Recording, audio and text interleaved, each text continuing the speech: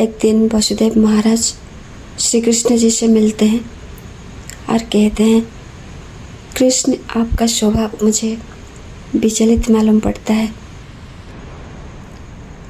मैं जान सकता हूँ आप विचलित क्यों हो? श्री कृष्ण जी भी कहते हैं, आपसे भी मुझे कुछ पूछना है। आप आधी रात को पहरा क्यों दे रहे हो? इसका कारण मैं जान सकता हूँ?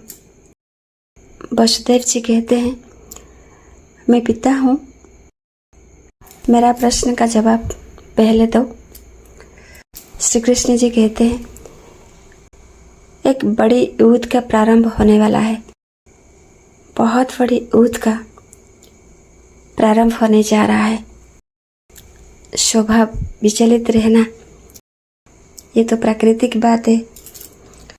उसके बाद वसुदेव जी कहते हैं, मेरा सवाल ये है, मुझे इतना पूछना है, द्वारिका का राजा आप हो, बहुत बड़ा राजभवन है, पर आपने अस्त्र शस्त्रधारी कर्मचारियों को नियुक्ति नहीं किया।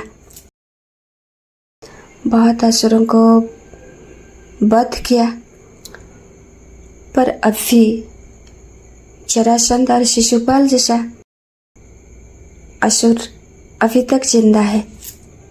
जरासंध और शिशुपाल को तुमने परास्त नहीं कर पाया, वो तुम्हारा शत्रु है।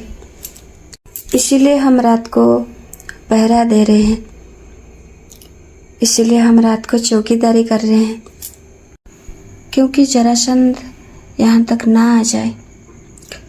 श्री कृष्ण जी हंसते हंसते कह देते हैं,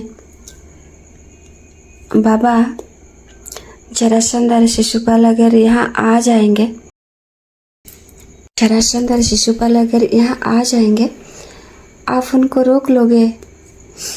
वसुदेव जी कहते हैं, रोक तो नहीं सकते हैं, पर आवाज दे सकते हैं। श्री कृष्ण जी पिता वसुदेव जी से कहते हैं, हम होते हुए आपको चौकीदारी करने की कोई ज़रूरत नहीं, इतना तो हम काबिल है। मेरे शत्रु को मैं परास्त कर सकता हूँ। ये बात तो आप सोच सकते हैं। आप बता सकते हो किसके भरोसे आप एक नवजात शिशु को लेके यमुना पार कर रहे थे?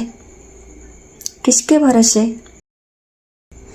आप जो कर्मचारी देख रहे हैं, ये कर्मचारी नहीं, ये लोग धर्मचारी हैं।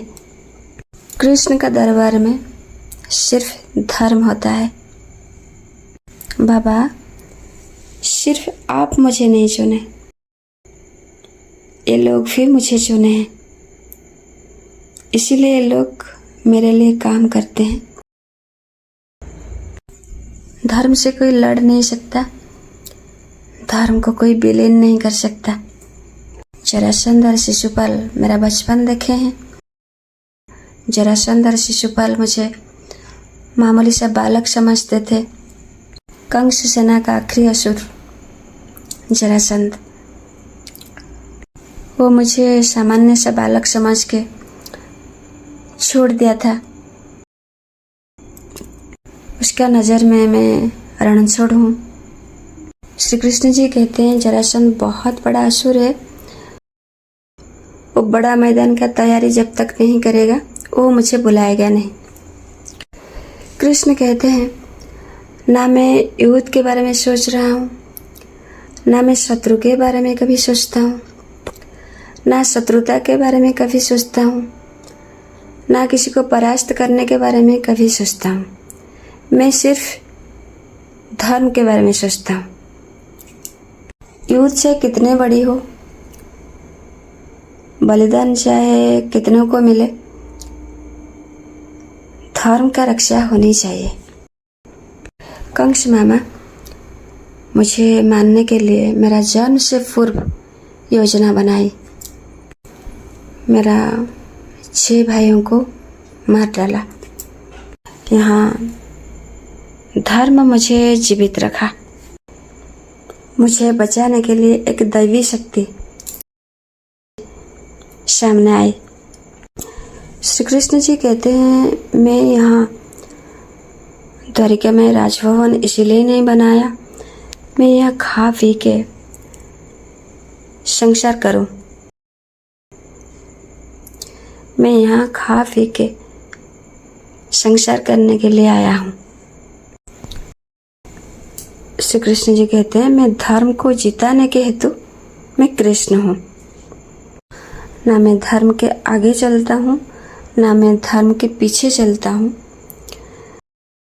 धर्म जहाँ एक पैर रखते, धर्म का एक पैर के आगे मैं अपना पग रखता हूँ। धर्म जहाँ पाँव रख देता है, एक पाँव आगे में चलता हूँ। धर्म को जिताने के लिए अगर अस्त्र उठाना पड़े हम उठा लेंगे, पर शत्रु को हराने के लिए हम अस्त्र नहीं उठाएंगे। मेरे लिए शत्रु को हराना बड़ी बात नहीं, मेरे लिए धर्म को जिताना बड़ी बात है। इसीलिए मैं कृष्ण हूँ। मैंने जन्म स्थान छोड़ा क्योंकि कर्म भूमि चुना, फिर कर्म स्थान छोड़ दूंगा, फिर कर्म भूमि छोड़ दूंगा, फिर युद्ध भूमि।